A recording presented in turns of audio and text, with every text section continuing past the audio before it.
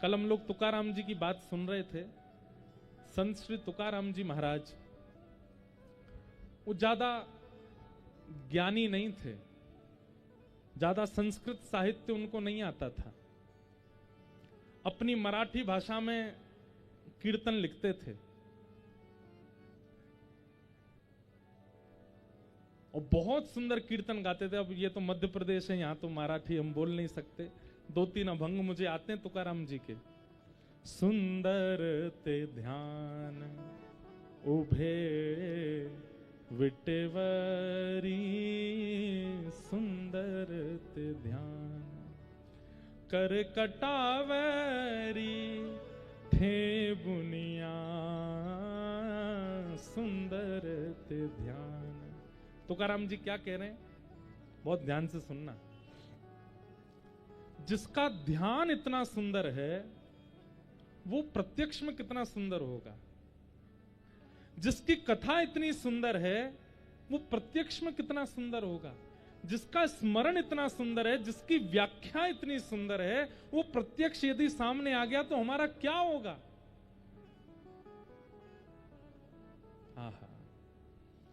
तुकाराम जी महाराज बहुत ज्ञानी नहीं थे, लेकिन अब ज्ञान भी दो प्रकार का होता है। एक तो होता है केवल शास्त्रीय ज्ञान और एक होता है व्यवहारिक ज्ञान।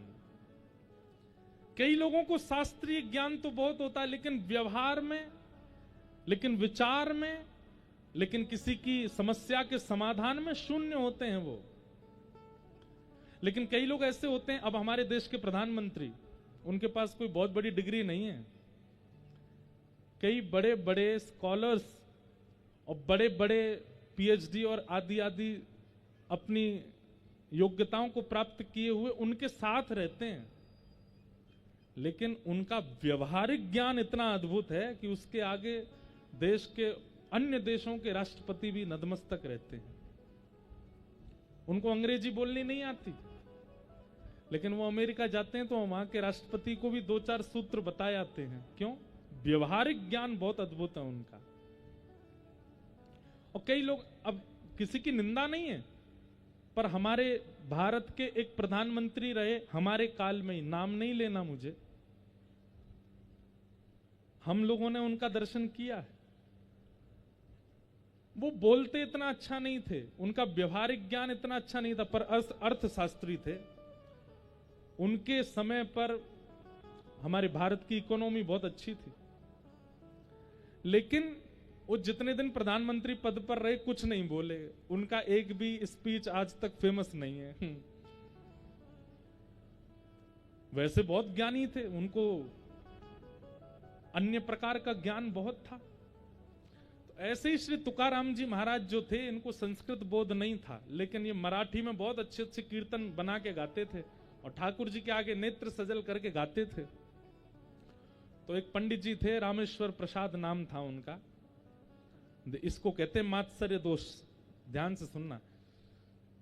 तो तुकाराम जी का इतना यश होने लगा कि छत्रपति शिवाजी महाराज भी उनका कीर्तन गाते थे, सुनते थे। तो एक दिन रामेश्वर प्रसाद को इतना क्रोध आया, बोले हम यहां पर घर परिवार छोड़ करके और दिन रात पढ़ाई लिखाई करके इतने विद्वान बने, इतना ज्ञान हमने अर्जित किया अपने अंदर, हमको कोई पूछता नहीं है। और ये आजकल का आया है, इसको कुछ आता नहीं, संस्कृत बोल नहीं सकता, स्तुतियों का पाठ इससे होता नहीं है, और अपनी सामान्य सी भाषा में गाता है, और इसके इतने लोग आदी होते जा रहे हैं। रामेश्वर पंडित जी ने जाकर के तुकाराम जी से पहले तो कहा कि तुम शास्त्रार्थ करके दिखाओ मुझसे। तुकाराम जी बोले मैं शास्त्र नहीं जानता, अर्थ क्या करूंगा आपके आगे। तो उन पंडित जी ने क्या किया, तुकाराम जी ने जो ग्रंथ लिखा था ना अपनी सामान्य भाषा में, वो ग्रंथ उठा करके लेकर के गए और एक तालाब में जाके फेंक दिया। बोले कोई अस्तित्व नहीं है इसका, सामान्य सी सरल भाषा में लिख दिया है, ये कोई ज्ञान है? आओ हमारे साथ, हमसे पढ़ो, हम तुम्हें ज्ञान देंगे, हमारे शिष्य बन जाओ। तुकाराम जी बोले हम तो आपके सदा शिष्य हैं, सदा आपके दास हैं, ना उसमें कुछ कहना तो नहीं है, पर वो भाव जो आपने जल में प्रवाहित कर दिए वो मेरे हृदय के भाव थे। भले ही सामान्य भाषा में थे, लेकिन ऐसा नहीं कि उनका अस्तित्व नहीं है।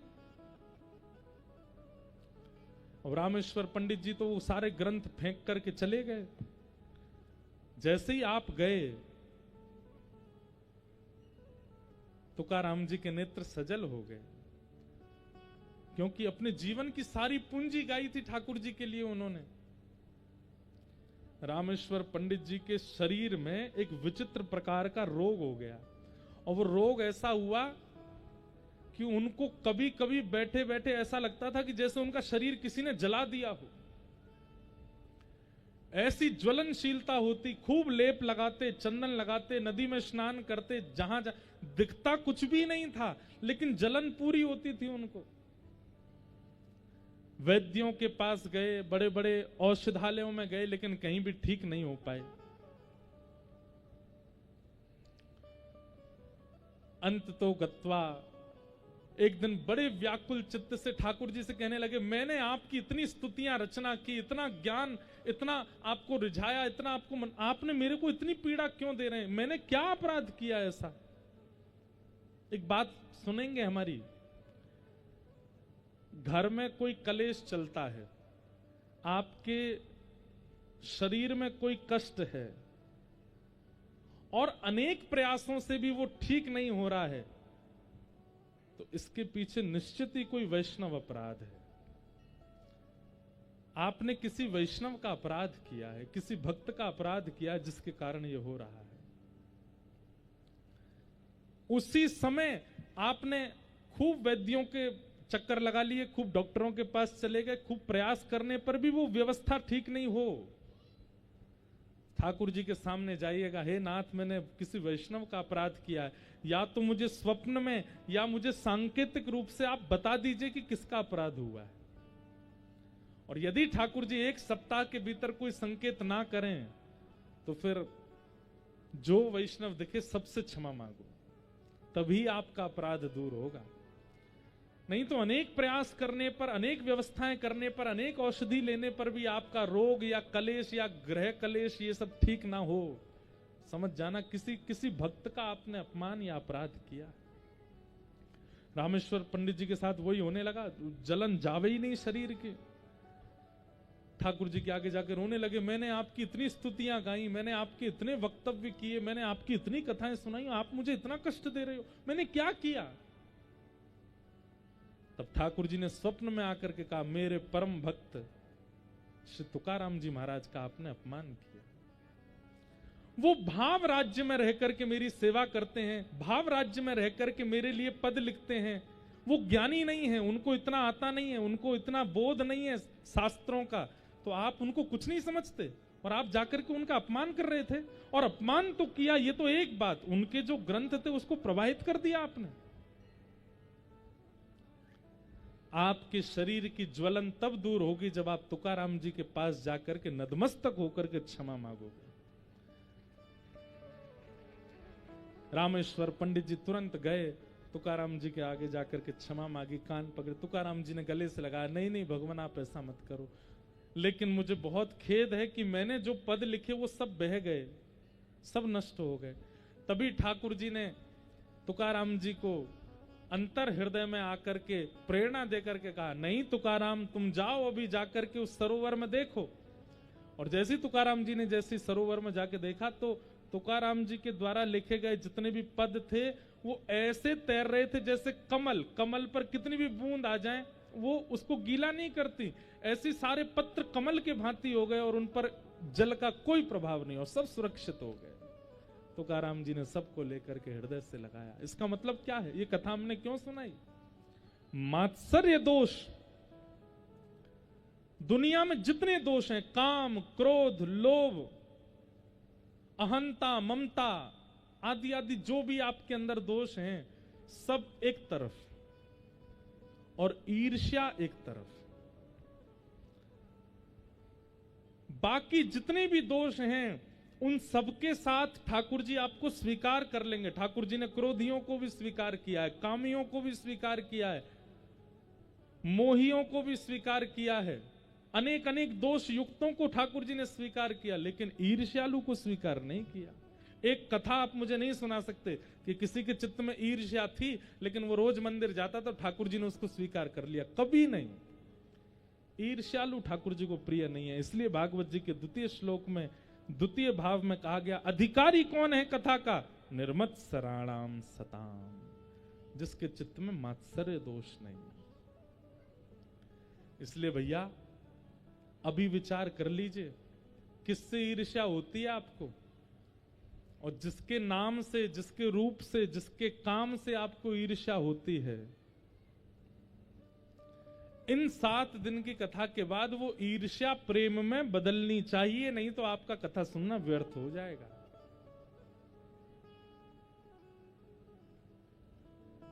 ईर्ष्या नहीं,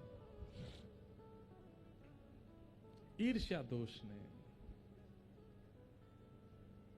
सब में हरि को देखो, सब में हरि का दर्शन करो, सब में। अरे हम कहते हैं हरि मत देखो, लेकिन फिर भी कम से कम दुर्गुण तो मत देखो, किसी में दोष मत देखो। सबके अंदर कोई ना कोई गुण तो विराजमान है, सबके अंदर कुछ ना कुछ अच्छा तो है।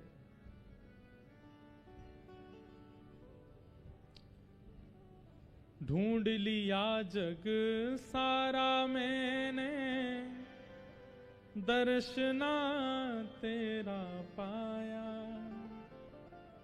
जब मन को एकाग्र किया तो तू दिल बीच समाया। सर्वत्र रहने वाले श्री राधा रमण हमारे, मैं दास हूँ तुम्हारा, मैं दास हूँ तुम्हारा। पूज्य पिताजी महाराज की रचना है। ढूंढ लिया जग सारा मैंने, दर्शन तेरा पाया। जब मन को एकाग्र किया तो तू दिल बीच समाया। सर्वत्र रहने वाले बांके बिहारी हमारे, मैं दास हूं तुम्हारा।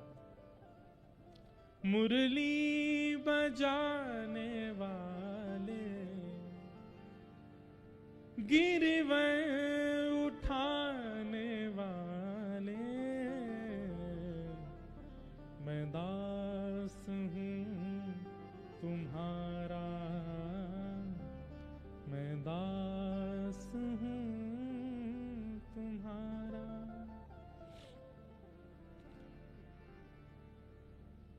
सबरिया जामिल गणिका तारी, मुझको क्यों बिसराया।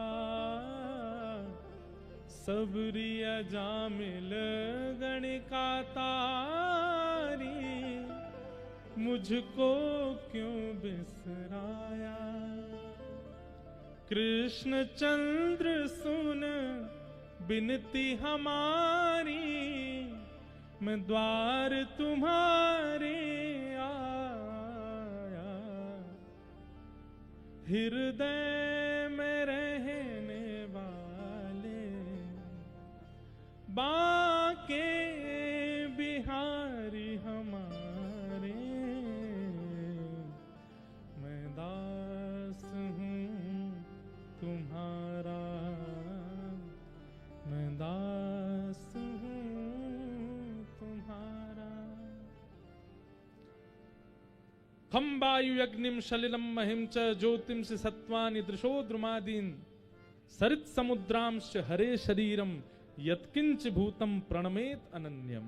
एकादश स्कंद में कहते हैं सब में ठाकुर जी को देखो, लेकिन मैं कहता हूं ठाकुर जी को सब में देखना मुश्किल है, नहीं दिखेंगे।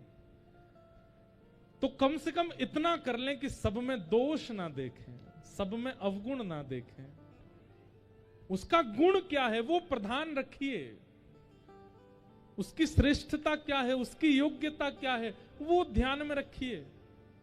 हम में और परमात्मा में यही अंतर है, या फिर ऐसा कहूं राक्षसों में और देवताओं में अंतर यही है।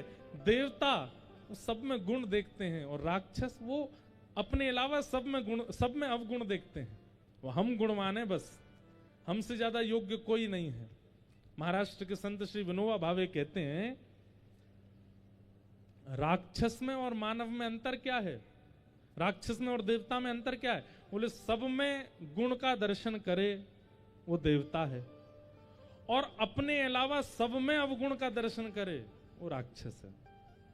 उसको लगता है मुझसे बढ़िया कोई नहीं है, मैंने ये किया, मैंने ये किया, मैंने ऐसा किया, मैंने ये किया, बाकी तुमने क्या किया? तुम्हारा कोई कर्तव्य कर्म थोड़ा ही है। इस प्रकार की विचारधारा रखने वालों को राक्षस कहा जाता है। अरे वो रावण है जो राम में भी दोष देखता है, और वो राम जी हैं जो रावण में भी एक गुण तो खोज ही लेते हैं। सब में भगवत दर्शन नहीं कर सकते तो कम से कम सब में गुण देखो, सब में गुण का दर्शन करो। आहा,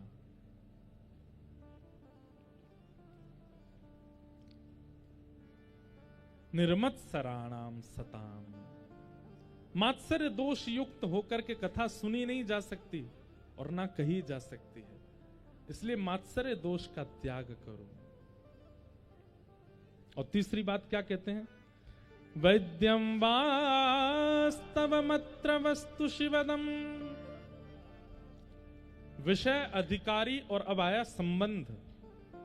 भागवत जी हमारा किससे संबंध कराती हैं? बोले वैद्यम वास्तवमत्र वस्तु शिवदम। जो वास्तव में संबंध बनाने योग्य हैं उनसे संबंध बनवाती हैं, और वो भी कैसा? शिवदम, कल्याणकारी। इस संसार में वास्तव में संबंध बनाने योग्य केवल एक हैं, श्री कृष्ण। हम लोग नेताओं के पीछे भागते हैं, इनसे संबंध बन जाए हमारा, इनके साथ फोटो खिंच जाए हमारी, सेलिब्रिटीज के पीछे भागते हैं।